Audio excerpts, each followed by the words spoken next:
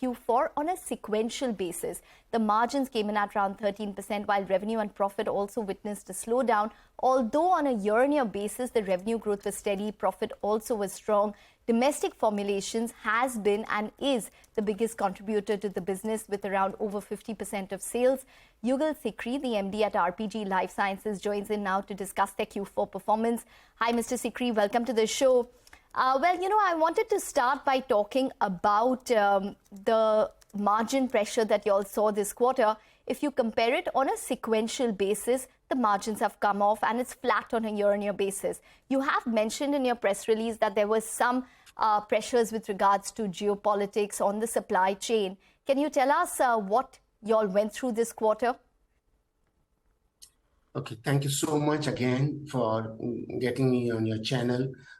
With respect to Q4 performance, I think if we look at from overall perspective, we have registered a double-digit growth ahead of market. 14.2% is our growth on revenues. In terms of the profits, also we have registered 20% growth in EBITDA, 26% growth in PBT, 38% growth in the PAT. Margins have improved in all PBT, EBITDA, PBT, PAT, all of that has improved. QOQ, which you talked about, yes, the performance has been lesser, but let me point out to you that in our business, any year, if you see earlier 2 years also, QOQ is always lower in Q4 because of the product mix, because of the seasonality, because of the customers' order placing pattern. All of that makes Q4 to be lesser than the Q3. This has been the case all throughout. Otherwise, I think on all parameters, I talked about revenue, profits. Let me also talk about cash surplus. We have generated record cash surplus. In fact, this year has been a milestone year for us. We have crossed 500 crore plus in revenues. We have crossed EBITDA 100 crore plus. Our cash surplus has gone up by is beyond 100 crore plus. Our net working capital is the lowest, lifetime lowest. Every single parameter. I think the performance continues to be in the line the way it has been for the last 4 years.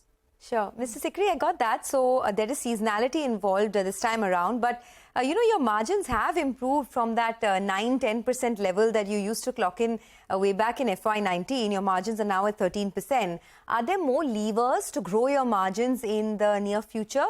And what do you think FY24 and FY25 could look like on the operational front?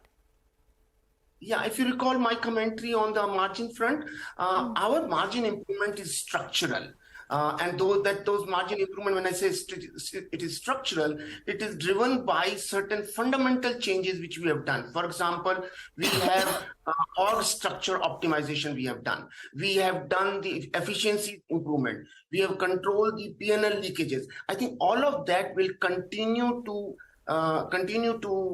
behave the way they have behaved. Margin improvement would happen basis the product mix. We are focusing on launching products which are more profitable. We are focusing on highly profitable legacy product businesses. We are doing life cycle management for those products, which is showing good traction to us and which is contributing to our domestic formulation business higher.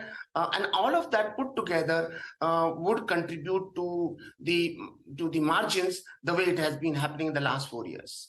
Okay, all right. So that's on margins. There is a bit of seasonality which comes through. But will you revert back to that 20% level next quarter? That's my first question.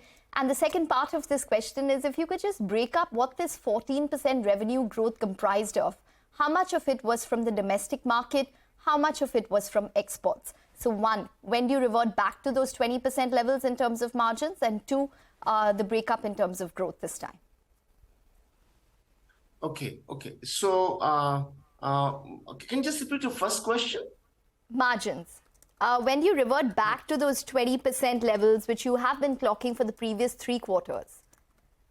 Yeah, I'm pretty optimistic that we will revert back for the reasons I just mentioned, the structural part.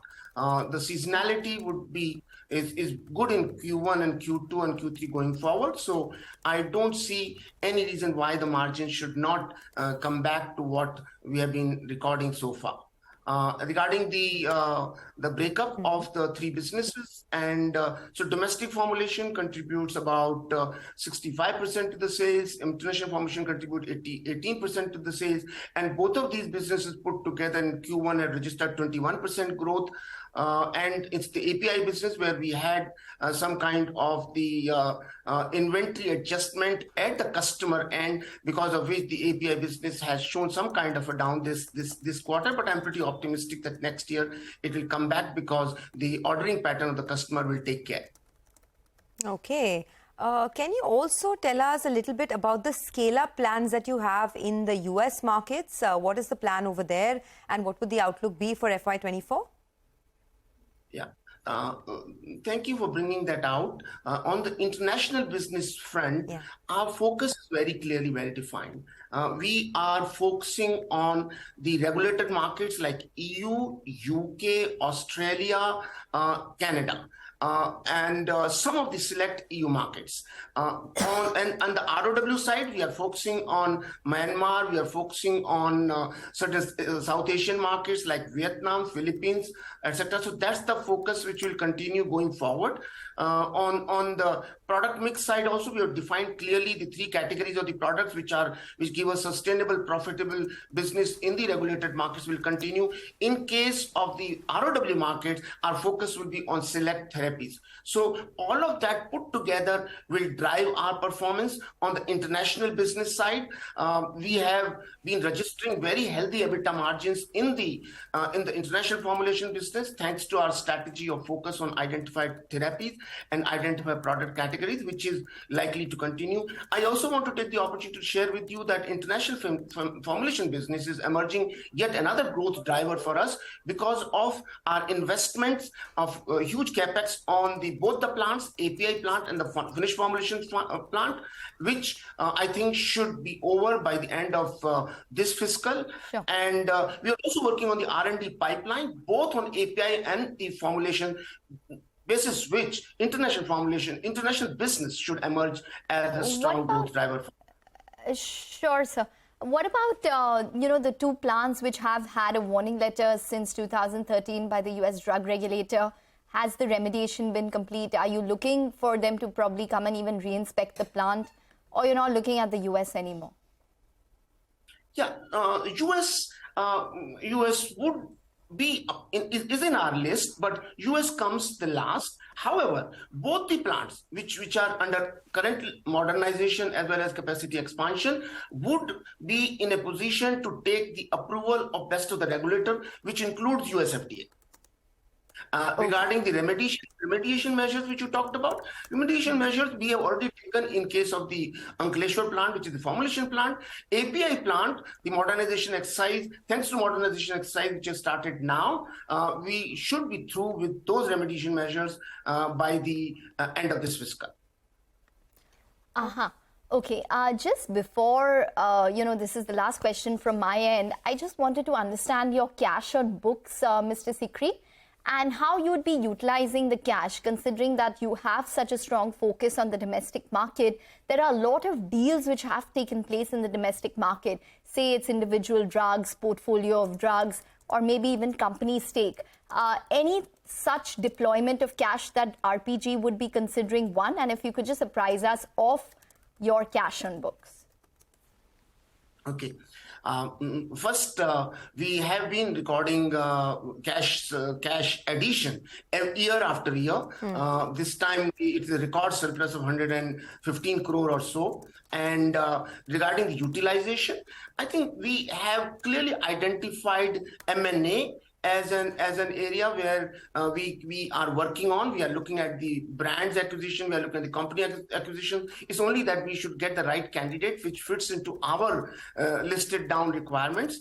So the cash is going to be used for the business expansion. Second, I just mentioned earlier that the business, there is good amount of capex being spent on modernization of the plants and capacity expansion. Will help us to generate business going forward in the international markets.